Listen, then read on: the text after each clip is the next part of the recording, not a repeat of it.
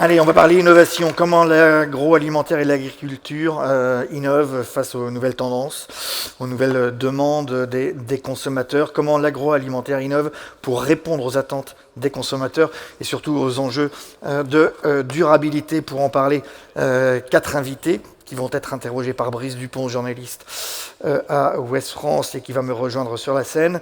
Je vais demander à Anne-Charles Pinault, directrice générale de Lactalis Lait, à Jacques Trottier, président de l'Abery Fine Foods, Anne-Marie Kemner, commissaire générale du SPACE, et Béatrice Eon-Chesel, responsable de l'expertise et de la prospective à la direction de l'agriculture et de l'agroalimentaire au Crédit Agricole. À tous les 4 donc de venir sur scène. Bienvenue. Bonjour. Allez-y, prenez place. Tu vas te mettre là, Brice. Bonjour. Bienvenue. Voilà.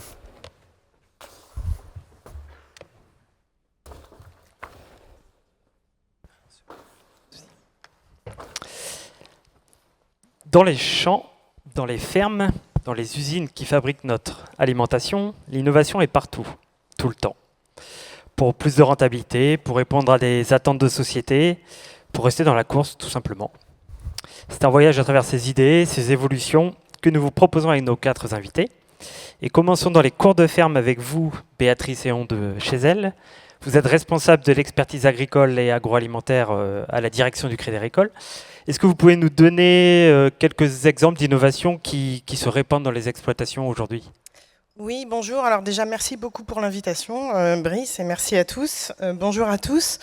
Alors déjà, quelles sont les tendances, les demandes ? On a parlé de durabilité tout à l'heure. Bien sûr, quand on entend bien-être animal, on entend environnement, mais on entend, et j'ai envie aussi d'insister là-dessus, et le prédécesseur en a parlé, souveraineté alimentaire. Qui dit souveraineté alimentaire dit, et c'est très très important, capacité à produire, transmissibilité des exploitations. Donc c'est ça, on va parler des innovations autour de tout ça. Donc déjà, si on parle justement de transmissibilité, de pouvoir de produire en France de souveraineté alimentaire, eh bien, première chose, il faut que les éleveurs, les agriculteurs, ils aient accès à des innovations qui leur permettent justement d'avoir une approche plus durable de leur production, de la transmissibilité de l'exploitation. Et là-dessus, on pense naturellement, par exemple, notamment dans l'élevage laitier, à la robotisation. Alors bien sûr, le robot de traite, c'est pas nouveau. Par contre, tous les équipements qu'il y a dans le robot de traite, il y en a de plus en plus de techniques et de perfectionnés, avec, bien sûr, vous le savez, des analyses très fines de la data au robot de traite, par exemple. On parle aussi, bien sûr, peu répandu, mais qui a certainement beaucoup d'avenir, le robot d'alimentation. Tout ça offre une certaine tranquillité, sérénité à l'éleveur. Et bien sûr aussi, et vous les connaissez tous les capteurs intégrés qui deviennent de plus en plus performants et qui se développent au sein de nos cheptels. Et si on parle du coup, pour le coup, environnement et bien-être animal, il y a aussi beaucoup d'innovations très intéressantes qui, là aussi, d'une certaine manière, participent de la transmissibilité des exploitations. Je pense notamment dans les filières porcines aux laveurs d'air qui donnent une ambiance sans odeur, par exemple, des exploitations, qui permettent non seulement au voisinage d'être tranquillisé, mais aussi, et on en parlait tout à l'heure, de la capacité, par exemple, à recruter des salariés. Et si on veut parler de bien-être animal, alors une évolution, une innovation qui n'en est pas une, mais qui a quand même son importance et qui a tendance à être de plus en plus observée aujourd'hui. Je parle bien sûr de l'éclosion à la ferme. Alors je ne sais pas si tout le monde en a entendu parler, mais c'est quelque chose sur lequel on s'investit dans la recherche et dans la capacité à développer cela. Pourquoi ? Non seulement, bien sûr, on comprend que c'est bon pour le bien-être animal, mais aussi, et bien sûr, c'est bon dans une approche technico-économique de l'exploitation. Pourquoi ? Un animal qui n'est pas stressé a un GMQ meilleur et à la fin des fins, ce sont des meilleurs résultats. Poursuivons avec vous, Anne-Marie Kemner. Vous êtes la commissaire générale du SPACE, le Salon international de l'élevage qui se tient chaque année à Rennes. Et c'est un événement qui met chaque année à l'honneur les innovations à travers les InnovSpace. Vous allez nous en parler, j'imagine. Quelles sont les tendances de ces dernières années dans les élevages ? Oui, merci Brice de citer ces fabuleux InnovSpace que nous avons la chance de porter dans notre salon, parce que en fait, c'est cette fabuleuse opération qui est devenue un véritable label maintenant pour les entreprises, en France comme à l'international. Les entreprises qui candidatent, elles sont très soucieuses en fait d'obtenir ce prix, parce que c'est une vraie reconnaissance pour leur travail, pour le travail de leurs équipes, Et c'est aussi ça, en fait, l'innovation, elle passe par ça, elle passe par le travail des équipes R&D dans toutes les entreprises de notre territoire. Et ça, il faut le valoriser parce qu'en fait, dans cette partie d'innovation qui est liée à l'élevage notamment, il y a toute une partie immergée que les Innov'Space justement mettent en lumière, et on a fêté les 30 ans de l'opération cette année. Donc au cours de ces 30 ans, Innov'Space a primé quasiment 1500 produits, équipements, services. Donc c'est un petit peu difficile de sortir quelques innovations. Les dernières innovations qui marquent dans le monde de l'élevage. De cette année, alors je pourrais en citer 3, j'en ai choisi 3 dans le palmarès de cette année parce qu'elles illustrent aussi les différentes orientations de l'innovation. En fait, il y avait une innovation par exemple qui était portée par CCPA, qui est une solution nutritionnelle en fait, qui réduit le coût de l'alimentation et qui apporte une meilleure efficacité à la ration. Et donc qui se basait sur une association à base de plantes et d'oligo-éléments, voilà, pour améliorer l'efficacité alimentaire et réduire les rejets. Vous avez aussi parlé des OAD, enfin des outils d'aide à la décision. Donc le groupe Michel avait aussi justement permis grâce à un système de surveillance par OAD, en fait, de pouvoir avoir une surveillance en temps réel en fait des volailles de chair. Mais tout ça, ça se base sur l'IA, sur les enregistrements vidéo, audio, etc. Donc tout ça, ce sont des aides à l'éleveur pour optimiser en fait la gestion de son élevage et au final avoir un meilleur rendement et aussi améliorer sa qualité de travail. Et enfin, puisqu'on parle forcément d'agriculture, d'élevage, on parle de plus en plus de la question de l'eau. Et la société Océane justement proposait un système cette année pour traiter en fait l'eau de pluie pour ensuite servir à l'abreuvement des animaux d'élevage, tout ça dans un contexte de préservation de la qualité sanitaire, puisque ça c'est également essentiel. Voilà, donc c'est faciliter le travail et puis réduire l'impact environnemental et garantir la sécurité sanitaire. Merci. Je me tourne désormais vers vous, Anne-Charles Pinault. Vous pouvez prendre le micro de Anne-Marie Kemener. Vous êtes la directrice générale de Lactalis Lait en France. Quelles ont été les innovations de rupture ces dernières années pour l'entreprise ? Bonjour Brice, ravi d'être ici et de partager avec vous l'innovation sur un marché essentiel qui est le marché du lait de consommation. Le lait de consommation aujourd'hui, c'est consommé essentiellement à un instant clé de la journée, puisque c'est consommé au moment du petit déjeuner, un moment essentiel en particulier pour les jeunes enfants et les adolescents. L'engagement de la marque Lactel, qui est une marque leader de sa catégorie, qui aura bientôt 60 ans, donc on ne la présente plus, elle a pour engagement effectivement d'innover et de répondre aux attentes des consommateurs. Des consommateurs qui sont effectivement attentifs à leur santé, à leur bien-être, pour eux, mais aussi pour leur famille, qui veulent des produits vraiment spécifiques. Alors, la marque Lactel, elle a eu cette chance, effectivement, d'écouter son consommateur et de répondre en matière d'innovation, que ce soit à la fois sur des laits demi-crémés, je dirais, qui sont les plus simples, un lait vitaminé, ou bien encore un lait sans lactose, mais aussi des laits de chèvre et des laits de brebis, puisqu'on n'a pas que du lait de vache. Et je prendrai effectivement pour exemple un produit comme Matin Léger, qui est un lait sans lactose. Puisqu'aujourd'hui, on a en France des gens qui expriment de plus en plus mal digérer le lait, ou bien qui sont encore intolérants au lait.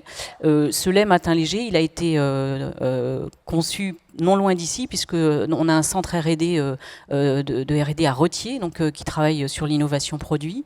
Et donc, ça a été plus de 3 ans de travail pour effectivement réussir à mettre en œuvre un processus de production qui nous permette de retirer le lactose du lait, tout en gardant les bienfaits nutritionnels du lait. On sait qu'aujourd'hui, voilà, manger sain, manger équilibré, c'est extrêmement important pour la santé, pour nos enfants en particulier. Et donc ce lait, il permet effectivement d'avoir tous les bienfaits du lait sans avoir l'inconfort du lactose et de la digestion. Donc typiquement, Matin Léger, c'est aujourd'hui effectivement une offre qui répond à une attente consommateur. Et aujourd'hui, je me permets de dire que c'est une réussite, puisqu'effectivement, on est leader de la catégorie sur cette offre du sans lactose. Donc, c'est ça l'engagement d'une marque, c'est d'écouter son consommateur et d'être effectivement en capacité d'apporter une réponse produit saine, mais aussi durable, et on aura sans doute l'occasion d'en reparler parce que c'était un élément de la table ronde. Juste un petit aparté, là vous évoquez le produit, il y a aussi un pari qu'a fait Lactalis il y a quelques années sur l'emballage, alors que tout le monde faisait des briques de lait qu'on connaît bien. Vous avez lancé la bouteille. La bouteille, c'était un pari un peu... On dit papa, c'est quoi cette bouteille de lait, hein, voilà. Ça, je crois qu'on ne présente plus cette innovation. La bouteille de lait, elle a été effectivement inventée dans les années 90, donc ça date un peu. C'était un pari fou parce qu'effectivement, nous étions sur un marché de briques, marché d'ailleurs européen. On parlait tout à l'heure de la dimension européenne. Notre président de région nous rappelait effectivement l'importance de cette dimension européenne. On a effectivement un marché de briques en Europe, mais en France, on a un marché de bouteilles. Cette bouteille, elle est extraordinaire parce qu'en fait, elle a été pensée dès le départ de manière durable. Elle est fabriquée dans nos laiteries. C'est-à-dire qu'on ne transporte pas du vide. C'était déjà un engagement visionnaire à l'époque de durabilité, puisqu'on fabrique nos bouteilles dans nos laiteries. Non loin d'ici, par exemple à Vitré, en Ille-et-Vilaine, on a, ou encore sur le site de l'Ermitage au sud de Rennes, on a effectivement donc des ateliers de plasturgie, c'est donc un autre métier, et des ateliers de conditionnement. Cette bouteille de lait, elle préserve effectivement le lait, de la lumière, de l'oxygène, c'est le meilleur emballage aujourd'hui en termes de conservation.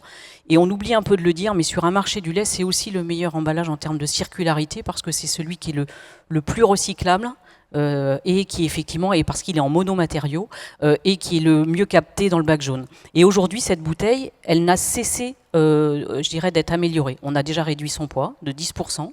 Ça fait quelques tonnes de plastique en moins, à peu près 20 000 tonnes de plastique en moins par an sur le marché, puisqu'on a réduit drastiquement le poids de la bouteille, tout en gardant la performance. Et puis plus récemment, parce qu'il faut ici être en capacité de répondre toujours à ce consommateur qui veut des produits sains, mais aussi des produits durables. On a effectivement travaillé avec nos partenaires fournisseurs de plastique sur l'incorporation de matières recyclées dans la bouteille. Alors là aussi, c'est beaucoup de travail, beaucoup d'années de R&D et puis de tests sur nos lignes de production. Et on est en capacité aujourd'hui d'incorporer 30% de matières recyclées dans cette bouteille de lait. On a été la première bouteille de lait au monde, voilà, faut le dire, parce que c'était une vraie fierté pour l'entreprise, à effectivement mettre du plastique recyclé dans notre bouteille. Et aujourd'hui, en 2025, on sera en capacité, normalement, à quelques bouteilles près, d'en produire 15 millions de bouteilles cette année, avec 30% de plastique recyclé. Mais comme le lait est souvent vendu en pack de 6, parce qu'effectivement c'est plus facile pour le transporter, on ne s'est pas arrêté là. Et on a également incorporé 50% de matières recyclées dans le film de regroupement pour transporter le lait. Donc aujourd'hui, effectivement, notre consommateur, il veut effectivement un produit sain. Le lait, c'est un aliment essentiel à la vie pour tous les âges, mais il veut aussi un engagement de durabilité, et là aussi on répond présent, et sans attendre, je dirais, la réglementation, parce qu'on sait qu'aujourd'hui, à travers le règlement européen, on sera amené à répondre à plus de circularité sur nos emballages. C'est l'engagement de l'entreprise, et on n'attend pas la réglementation pour le faire. Alors on va passer du lait à vos produits. Jacques Trottier, vous êtes le président du groupe Labeyrie. Même question, que représente l'innovation dans une entreprise comme la vôtre ? L'innovation, forcément, je ne vais pas vous dire que c'est essentiel, notamment sur nos catégories de produits, parce que le groupe Labeyrie est un peu connu pour le saumon fumé et le foie gras, mais on a plein d'autres produits, notamment tous les produits apéritifs, les tartines à végétaux, le houmous, le tzatziki, le tarama, tous ces produits-là. Donc l'innovation est au cœur. Donc je pourrais vous citer un certain nombre d'exemples d'innovation que l'on a maintenant, qui sont sur le domaine du plaisir ou sur le domaine de la santé.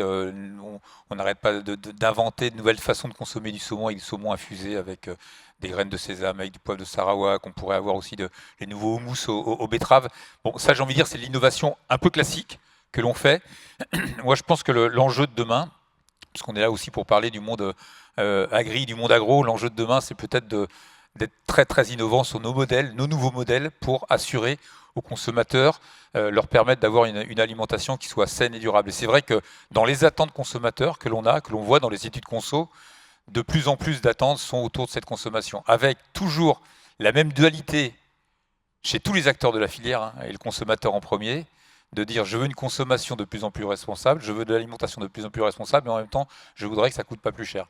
Et donc, le vrai sujet de l'innovation, à mon avis, il est sur cette thématique-là. Comment on arrive à faire en sorte, en tout cas c'est comme ça que je le résumerai, de passer d'une chaîne de la valeur qui est un peu verticale, on va dire, du producteur à l'industriel, au distributeur, au consommateur, à plutôt un cercle vertueux de la valeur dans lequel tous les acteurs devront travailler ensemble.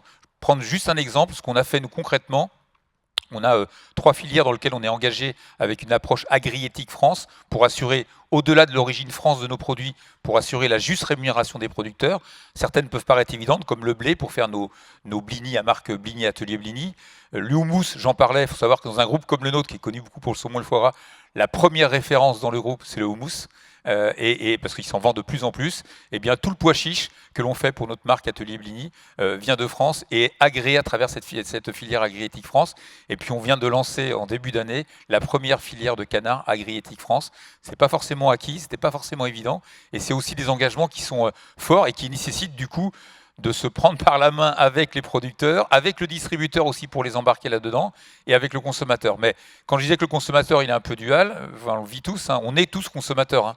On va tous se scandaliser quand dans les journaux de 20 h on nous dit 50% du poulet vient au nord de la France, et puis quand on arrive dans son magasin, il y a une petite promo qui se passe, on ferme un peu les yeux sur l'étiquette, alors que le poulet vient peut-être du Brésil. Donc je pense que ce degré d'exigence, nous on doit l'avoir, et on a balayé aussi devant notre porte, parce qu'on a des choses à faire, on a du boulot à faire aussi, mais il faut que tous les acteurs se mettent ce niveau d'exigence si demain on va avoir une alimentation qui est saine, responsable et accessible, parce que j'oublie pas aussi qu'il y a un sujet de pouvoir d'achat, il faut rendre cette alimentation responsable accessible aussi. Et ces nouvelles attentes de la société, des consommateurs, ça vous percute d'autant plus quand il s'agit d'innover? C'est des choses auxquelles vous n'aviez pas forcément pensé en priorité, qui maintenant vous vous dites il faut aller là-dessus? Disons que la difficulté par rapport j'ai envie de dire, au schéma d'innovation qu'on pouvait avoir dans le passé, qui était peut-être un peu plus rapide parce qu'on faisait des études, on regardait ce que le consommateur donnait, et puis il fallait sortir une nouvelle recette, un nouveau parfum, un nouveau packaging. J'ai envie de dire que c'était pas, je dis pas que c'était simple, hein, mais c'était gérable. Quand on est sur des mutations, des innovations qui sont beaucoup plus structurelles, et quand on change globalement notre rapport à la filière, il faut accepter le temps long.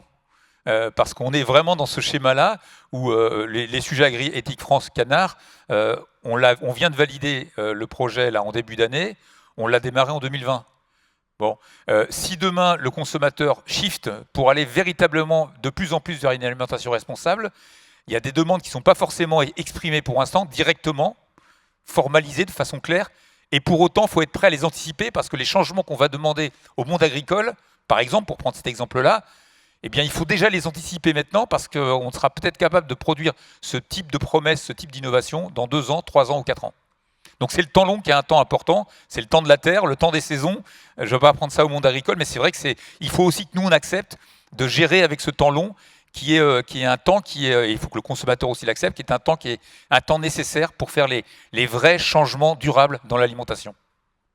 Anne-Charles Espino, quand Lactalis décide de lancer un nouveau produit, un nouvel emballage, c'est quoi aujourd'hui la priorité à laquelle vous essayez de répondre? C'est une question de rentabilité ou c'est ces attentes des consommateurs? Qu'est-ce que vous regardez en priorité désormais? Alors, la première priorité, c'est d'apporter un produit de qualité. Donc, moi qui travaille dans l'univers du stérile, je vais juste vérifier que mon produit est stérile. Hein. Déjà, ce qui est pas simple. Donc, on est dans le vivant, on est dans le monde du vivant quand on travaille dans les produits laitiers. Donc, effectivement, la première priorité, c'est la qualité du produit. Ensuite, c'est effectivement de répondre aux attentes des consommateurs. Donc, c'est vraiment fondamental. Je crois qu'aujourd'hui, effectivement, l'innovation, comme le disait monsieur chez La Berry, on peut faire un parfum, voilà, ça c'est facile. Hein, de répondre à une réelle attente consommateur, ce qui va donc se traduire en ce qu'on appelle en marketing un bénéfice. Hein, voilà. Et ensuite, on a aussi besoin de travailler les équilibres. Aujourd'hui, l'équilibre, je dirais, du économique, hein, on gère des PNL, effectivement, et ça, c'est pas simple. Aujourd'hui, plusieurs difficultés se présentent à nous. Je reprends l'exemple de l'emballage. L'emballage, effectivement, il y a énormément de réglementations européennes qui vont venir presser les industriels sur la recyclabilité, sur la circularité, etc. Moi, je ne vais pas débattre des sujets en ce moment qui prennent l'Assemblée, mais aujourd'hui, sur ce règlement européen, il va imposer ça effectivement sur une bouteille de lait. Il va dire il faut mettre de la matière recyclée. Aujourd'hui, le modèle économique, il n'est pas viable, hein, puisque, on le disait tout à l'heure, le consommateur, voilà, il est peut-être prêt à faire un effort, mais pas à faire tous les efforts dans son budget alimentation. Et pour autant, cette matière recyclée qu'on doit incorporer dans nos bouteilles, elle coûte 2 fois plus cher qu'une matière vierge. Ça, c'est la réalité du modèle. Donc il faut qu'on arrive effectivement, il faut du temps long, parce qu'effectivement, il faut faire des marchés de masse pour que cet équilibre économique se retrouve, c'est-à-dire que c'est loi de l'offre et la demande. Hein. Donc comme on est au début de la recherche sur ces matières recyclées, elles coûtent très cher, et pour autant, la réglementation, c'est 2030. Au pas de temps de l'emballage, c'est après-demain, pour nous, en tant qu'industriels. Donc voilà, c'est tous ces équilibres. Donc nous, l'enjeu, c'est vraiment un produit de qualité qui réponde aux attentes des consommateurs et qui trouve effectivement l'équilibre dans l'arbitrage sur effectivement son porte-monnaie. Et il faudra, je pense quand même, voilà, qu'on arrive à recréer de la valeur sur l'alimentation pour effectivement que le consommateur aussi accepte une part de l'effort si on veut effectivement quelque chose de plus durable. Et Anne-Marie Kemener, dans les fermes, dans les élevages, à quoi répondent en priorité les dernières innovations, les différentes innovations? Les dernières innovations, finalement, on va dire qu'elles suivent une tendance, et qui est la tendance qui était déjà existante il y a 30 ans, en fait, qu'on filtre, nous, par le prisme des Innov'Space, mais c'est toujours la préoccupation d'améliorer le bien-être des agriculteurs, d'améliorer leurs conditions de travail, améliorer le bien-être des animaux, réduire l'impact environnemental, optimiser la consommation et la gestion de l'eau. Et puis ce qu'on voit aussi, forcément aujourd'hui, c'est l'augmentation des dispositifs d'aide grâce au numérique et à l'intelligence artificielle. C'était d'ailleurs le thème qui était à l'honneur au Space dernier, et ça a rencontré beaucoup de succès et suscité beaucoup de curiosité. On avait ces deux fameuses innovations emblématiques avec le chien robot et puis l'Apple Watch pour les vaches. Voilà, ça c'était un petit peu des éléments marketing, mais qui ont permis aussi d'illustrer en fait, à quel point les entreprises de nos territoires innovent pour apporter des solutions aujourd'hui aux agriculteurs, pour leur faciliter le quotidien, et puis aussi pour être plus attractifs demain, pour transmettre les exploitations, parce que le président de région l'a bien souligné, la transmission et le renouvellement des générations sont vraiment un élément clé, et l'innovation est là pour répondre justement à ces demandes. L'innovation, Béatrice Ionchea, ça peut être une des solutions ou la solution pour ralentir la déprise dans l'agriculture, pour renouveler les générations? Oui, complètement. Alors du coup, on va se répéter, et puis, mais c'est sûr que performance technico-économique, développer des revenus, c'est la transmissibilité. La robotisation, dégager du temps pour faire quoi? La question se pose, pour se développer, pour peut-être avoir moins de salariés aussi, parce qu'on sait que c'est difficile d'avoir moins de salariés, pour peut-être tout simplement avoir du temps pour soi. Alors là, on a aussi des innovations qui sont très intéressantes, notamment au travers du drone qui gère les cheptels, au travers des clôtures virtuelles. Alors là, on en a un peu parlé parce que c'est très peu répandu, mais en réalité, on va se réentendre. Nous, au Crédit Agricole, beaucoup de gens s'intéressent en réalité à ce sujet-là. Et ce qui est intéressant, et je l'ai dit un petit peu au départ, c'est que ce qui permet, par exemple, une performance technico-économique, c'est un petit peu, on parle un petit peu de la même chose, vous et moi. Alors, l'optimisation générale des cheptels, l'alimentation de précision, tout ce qui permet, finalement, ces performances technico-économiques grâce à l'innovation, finalement, et c'est important de le dire, répond aussi aux enjeux souvent environnementaux. Qui dit un meilleur suivi de cheptel dit souvent une meilleure décarbonation de cheptel, que ce soit au niveau des ruminants, mais aussi bien sûr l'alimentation de précision permet à un élevage, par exemple porcin, d'émettre moins parce qu'on optimise, on a un meilleur gain à la protéine fournie, par exemple. Donc ça c'est très très intéressant, on arrive à jouer sur plusieurs tableaux grâce à une innovation qui va vous permettre d'être juste plus précis dans votre élevage. Et justement, en quoi l'innovation dans les champs ou dans les fermes peut servir à l'aval, au monde de l'agroalimentaire? Ça, c'est une très bonne question. Alors, je pense qu'il y a plusieurs réponses à cette question. Et alors, déjà, première chose, mais alors, et pas des moindres, je pense que l'innovation qui permet donc la durabilité de la production, et ça, c'est quand même le sujet numéro 1, puisque nos consommateurs, qu'est-ce qu'ils veulent? Ils veulent aussi de l'origine France et la santé, on l'a déjà dit. Eh bien, ça veut dire donc la fameuse souveraineté alimentaire. Donc, la première chose, l'innovation, si elle permet de continuer à produire, elle sert l'industrie agroalimentaire. Je pense que ça, c'est peut-être la première chose qu'on peut mettre en avant. Et puis, du coup, j'en parlais juste à l'instant, les sujets de décarbonation. Bon, l'amont se décarbone aussi. Pourquoi ? Parce que l'aval lui demande de se décarboner dans une approche de scope 3 dont tout le monde a déjà entendu parler, enfin de réglementation carbone. Et puis je pense qu'il y a des choses qui sont plus techniques, mais par exemple, je parlais tout à l'heure des robots de traite et les analyses qui sont faites aujourd'hui au sein des robots de traite, notamment sur les cellules et sur la présence de sang, par exemple, dans le lait en amont de la collecte, mais vous connaissez ça certainement beaucoup mieux que moi, sont évidemment un service rendu à l'aval de la filière, par exemple. Question de sécurité sanitaire. Bien sûr. Ouais. Et toujours pour faire le lien entre agriculture et agroalimentaire, Anne-Marie Kemner, ces deux mondes doivent encore plus se rapprocher pour, quand il est question d'innover, de répondre aux attentes de la société et des consommateurs. Oui, oui, absolument. Je citerai un chiffre en fait que la BEA m'avait transmis. C'était qu'en fait, la matière première agricole, c'est 90% de la note sur l'environnement en fait, pour la partie agro en fait, transformation. Donc finalement, il n'y a pas de décarbonation de l'alimentation s'il n'y a pas de décarbonation à la source en fait, grâce aux agriculteurs en fait. Et alors vous me pardonnez, je prendrai l'exemple de ENAF. Voilà, qui fait aussi des produits en fait, qui s'est diversifié dans sa production, mais qui aujourd'hui, pour en fait, fabriquer son pâté ENAF, une marque évidemment symbolique et voilà, de notre région, eh ben, a mis en place un cahier des charges auprès de ses agriculteurs, mais avec forcément cette obligation de réduction de l'impact environnemental, mise en place de normes bien-être, etc. Voilà. Avec toute la complexité aussi que ça suppose, parce qu'il faut toujours, et on le rappelle jamais assez, il faut que les agriculteurs en ressortent une rentabilité, que ces coûts soient supportables pour eux. Et puis c'est très complexe en fait, c'est ce que vous décriviez aussi dans votre très, très bon supplément sur la production porcine qui est paru récemment.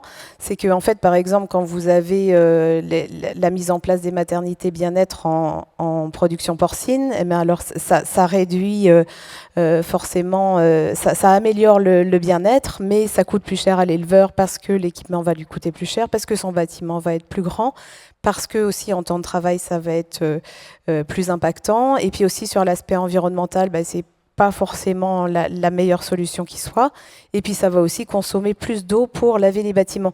Donc on est quand même dans des environnements comme ça très complexes. On peut dire oui, les agriculteurs vont décarboner, mais à quel prix, à quelles conditions? Savoir qui supporte ce coût, entre l'industriel, le consommateur. Exactement, et rappeler toujours qu'on n'est pas dans un environnement local, régional, on est dans un environnement mondial, et justement vous rappeliez aussi dans le cadre de ce supplément les chiffres, en fait, toute la décroissance du cheptel porcin, par exemple, chez nous en Bretagne, qui est quand même extrêmement inquiétante au cours des 10 dernières années, quand on voit qu'aujourd'hui, l'Espagne a 3 fois plus de cheptel que nous. Donc il y a quand même et c'est notre pays voisin, donc il se pose quand même aussi beaucoup de questions sur la pérennité de nos filières d'élevage, sur notre capacité et notre volonté à continuer à produire. Certes, il faut décarboner, mais il faut aussi trouver le juste milieu en fait pour qu'on puisse continuer à produire et toujours encourager les jeunes à s'engager dans les filières. Et je pense évidemment aussi à la filière volaille. On en a parlé, plus quasiment la moitié de la volaille importée aujourd'hui de celle qui est consommée. Et puis aussi engager toujours les jeunes dans les filières laitières avec des modèles encore plus complexes, des modèles forcément associatifs, mais avec aussi forcément des investissements. Voilà, vous en parlerez cet après-midi de la décarbonation des élevages. Il y a le Cap des ER, il y a le Pharmadapt, etc. Il y a aussi, on a cette chance dans l'Ouest, et c'est ce qu'on a réussi aussi à démontrer au SPACE grâce à notre, quand je parle de la filière laitière, à notre série Milky West, où on a voulu en fait démontrer qu'on a cette chance dans notre région d'avoir un écosystème global qui, depuis la production jusqu'à la transformation, on a aussi la chance d'avoir des centres de recherche. On a aussi la capacité d'avoir nos chambres d'agriculture, d'avoir nos instituts techniques qui accompagnent en fait les agriculteurs dans ces transitions-là. Et ça, c'est une chance extraordinaire qu'on nous envie.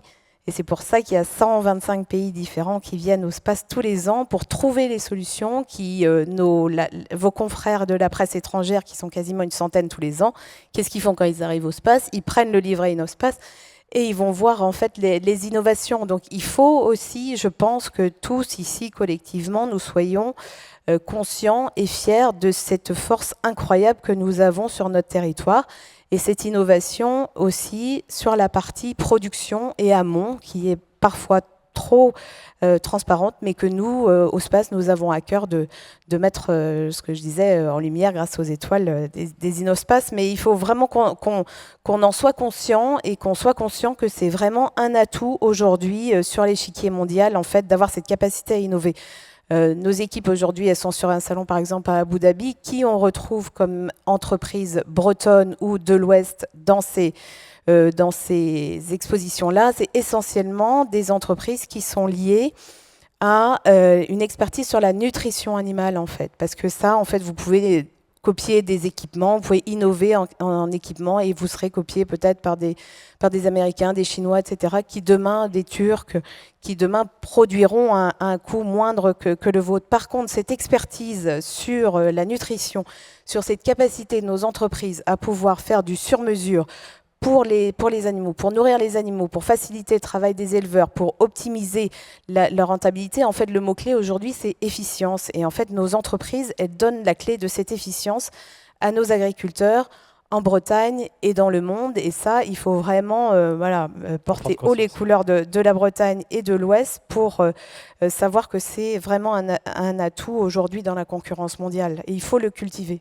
Et il faut les accompagner, ces entreprises. Jacques Trottier, quel rôle joue une entreprise comme un groupe comme le vôtre, comme la Berry, pour répandre l'innovation, on va dire, dans la filière agricole? Vous évoquiez tout à l'heure le label agri-éthique. Oui. Est-ce que vous pouvez nous en dire un petit peu plus? Non, mais notre rôle, il va être forcément... alors, le rôle de tout le monde est important. Je disais tout à l'heure, les 4 acteurs, du producteur jusqu'au consommateur, tout le monde a son rôle à jouer et je pense que ça fonctionnera si on arrive à faire fonctionner ces 4 acteurs dans le même sens. Parce que c'est déjà très compliqué de faire évoluer des filières, de faire évoluer des produits, de faire de l'innovation. On parlait d'innovation tout à l'heure, je voudrais juste rappeler un chiffre. Au bout d'un an, le taux de mortalité, on va dire le taux de survie, ça va être plus positif. C'est 15 à 20%, au bout de 2 ans, c'est 10%. Donc au bout de 2 ans, sur 10 produits qu'on lance, il n'en reste qu'un. Ou sur 10 innovations qu'on fait, il n'en reste qu'une. Donc voilà, faut être très modeste par rapport à ça. Et c'est pour ça que moi, je crois beaucoup plus au temps long et aux innovations ultra structurantes. Et donc, quel rôle on a, nous?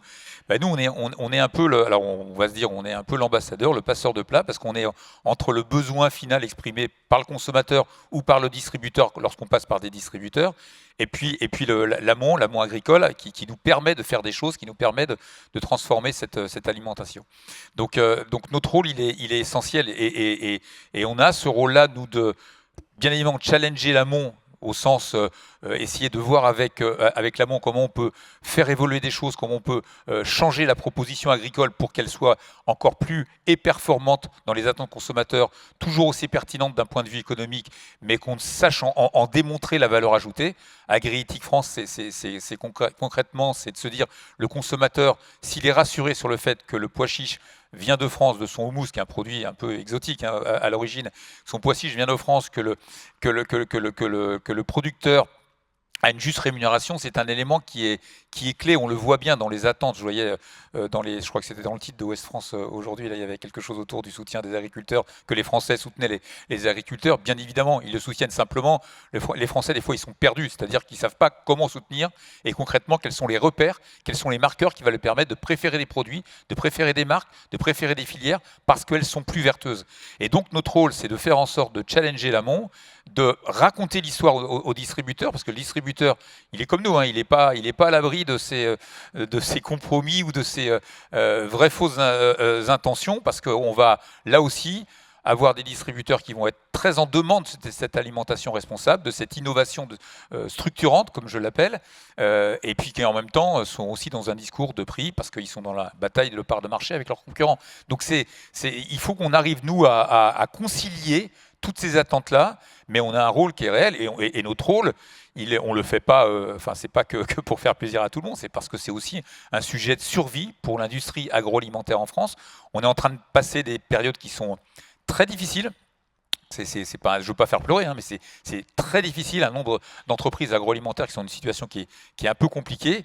Celles qui s'en sortiront, c'est celles qui réussiront à innover de façon pertinente. Et là, encore une fois, je le disais tout à l'heure, c'est pas parce qu'elles vont sortir un nouveau parfum ou une nouvelle recette ou un zigouille sur un packaging. Non, ça va être parce qu'on aura véritablement réussi on va dire, à donner de la valeur ajoutée à tout le travail qui est fait de la fourche, j'ai envie de dire, jusqu'à la fourchette. Vous parlez de challenger l'amont, il faut aussi apporter un soutien à cet amont pour qu'il innove. Oui, apporter un soutien. Alors, moi, je suis assez à l'aise sur ce sujet-là, parce que le canard, ça fait plus de 25 ans qu'on est sur un principe d'indexation du prix des aliments, c'est-à-dire que le blé, le maïs, le soja augmente, baisse, etc. C'est totalement neutre pour le producteur.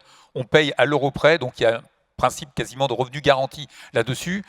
Sur ce qu'on met en œuvre sur les filières végétales, je disais sur le blé, sur le pois chiche, on accepte aussi de façon non opportuniste de ne pas acheter toujours au meilleur prix, mais d'acheter durablement et de façon pérenne.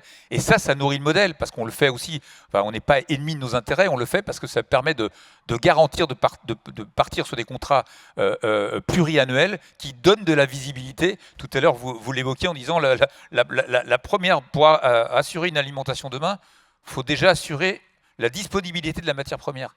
Et donc ça, c'est un enjeu qui va être clé. Vous parliez tout à l'heure, on parlait, je crois que c'est Anne-Marie, c'est vous qui parliez du cheptel au niveau des ports, etc. Enfin, c'est bien évidemment ce sujet-là. Déjà, avant de s'assurer qu'elle soit déjà meilleure, l'alimentation, c'est déjà qu'elle existe et qu'on assure la sécurité, pas des aliments, mais là de la sécurité alimentaire. Et donc, en France, c'est un sujet, on parlait de ça il y a 10 ans ou 15 ans de sécurité alimentaire, c'était pour l'Afrique, non, là on est en train de parler de savoir comment, en France, on continuera à produire des bons produits en France. Donc je pense que notre rôle, il est, pour répondre de façon pas très courte à votre question, qui était courte, oui, c'est déjà d'assurer ce rôle de mise en relation de notre amont, de nos consommateurs, de nos distributeurs, et de faire notre job pour que tout ça donne des propositions pertinentes.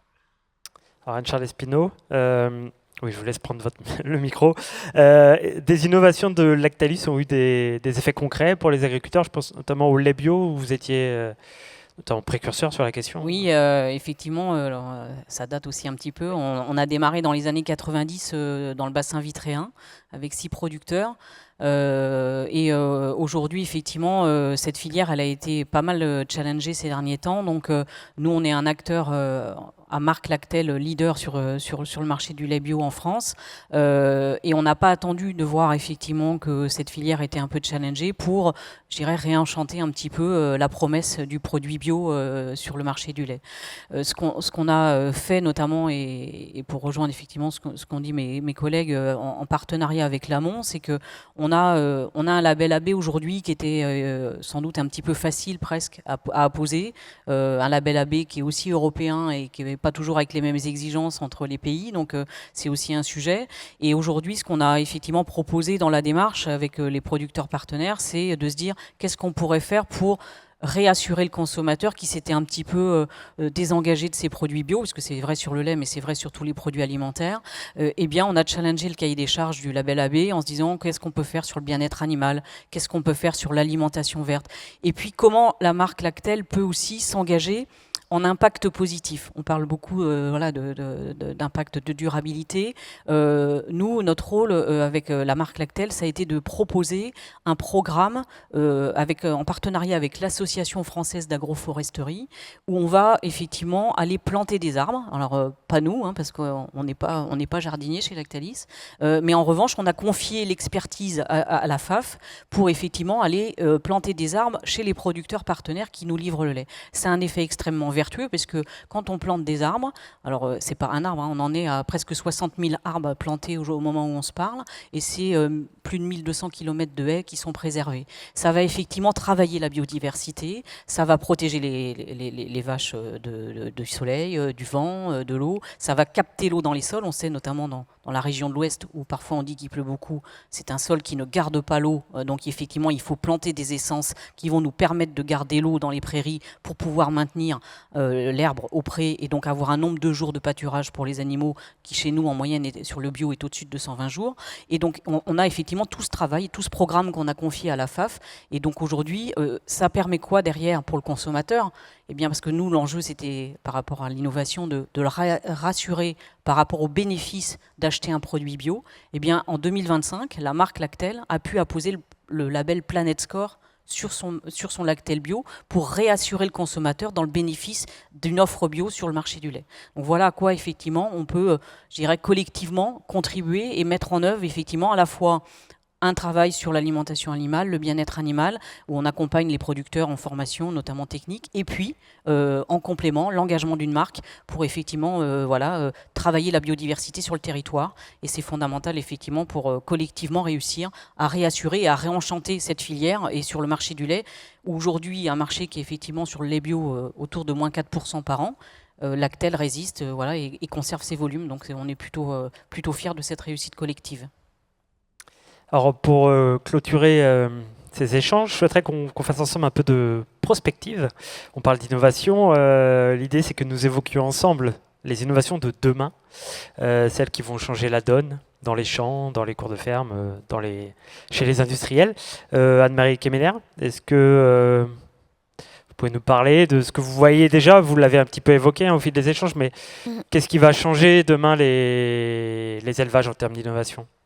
Les tendances qu'on voit se dessiner dans les propositions qui sont faites par nos entreprises exposantes et qui sont inspirées par les éleveurs, parce que les entreprises nous disent toujours que le salon justement leur sert à avoir ce contact avec les éleveurs et à sourcer en fait leurs innovations. C'est justement du travail des agriculteurs et des éleveurs que par l'innovation. Les grandes tendances que l'on voit se développer aujourd'hui, c'est vraiment l'axe sanitaire. On le voit, toutes les filières animales sont très challengées par cette question-là. Et donc, on a de plus en plus de solutions qui viennent à être proposées, soit en matière de médication ou bien en matière aussi de biosécurité et d'amélioration en fait, de la qualité des bâtiments et des conditions d'élevage. C'est forcément les outils d'aide à la décision, l'intelligence artificielle. On l'a vu l'année dernière sur le SPACE, c'était juste un début, mais c'est extrêmement intéressant dans la mesure où ça permet aux agriculteurs d'avoir de faciliter et en fait d'enlever certaines tâches pénibles ou répétitives. Et puis c'est forcément, on l'a tous évoqué et on en a tous besoin pour justement après servir les besoins de l'agro, c'est la décarbonation, la réduction de l'impact environnemental. Et demain, certainement, on l'a vu aussi au travers de sollicitations qu'on a eues pour venir participer au SPACE l'année dernière, c'est la question de la gestion et de la qualité de l'eau qui est forcément un thème central pour demain. Voilà. Mais toujours dans un environnement mondialisé, ça il faut vraiment le raisonner de cette manière-là. Est-ce qu'il y a des filières plus concernées que d'autres? Au SPACE, on parle des filières animales, mais est-ce qu'il y en a dans ces filières qui sont plus en pointe sur l'innovation? En fait, non, elles sont toutes concernées par l'innovation de différentes manières. En fait, forcément, on va retrouver le même type d'innovation pour l'élevage de porc et l'élevage de volaille parce qu'ils se trouvent dans les mêmes contextes. Après, on a aussi l'élevage laitier qui innove énormément. Vous avez évoqué toute la partie robotisation, automatisation, et puis il y a aussi toute cette question de l'organisation du travail. Ça aussi, en fait, on n'en parle pas parce que c'est pas une innovation technique ou technologique, mais il y a aussi tout un travail certainement collectif à faire autour de ça, autour de l'organisation du travail, de la valorisation du travail des éleveurs, et puis aussi d'encourager les jeunes. C'est ce qu'on fait chez nous avec notre espace jeune. On innove aussi tous les ans dans le contenu du salon. On essaie de porter les thèmes d'avenir.